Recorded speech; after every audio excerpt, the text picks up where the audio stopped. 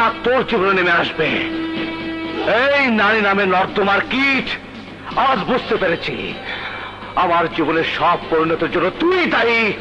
এই মাটির মানুষগুলোর সাথে আমাকে জড়িয়ে যে রং মাখামাখি তুই করেছিস, তাজা রক্ত হয়ে তা আমার শরীরে লেগে আছে।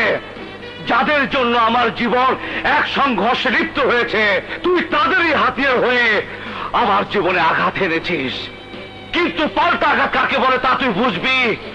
আর এখনো সময় আছে, সত্যি কথা বল, বল সত্যি কথা। সত্যকে থাম, যাহা বলিব সত্য বলিব, সত্য বই মিথ্যা বলিব না। এই শপথ বাক্য পাঠ করিয়ে মিথ্যের পক্ষে আর কতকাল ছাপাই গাইবেন?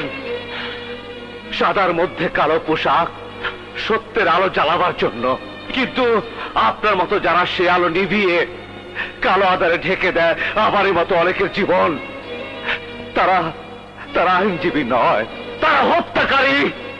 তারা তারা আইন হত্যালক। সংযত শব্দটি মিথ্যের কষাঘাতে আমার জীবন এক সংঘর্ষে পরিণত হয়েছে।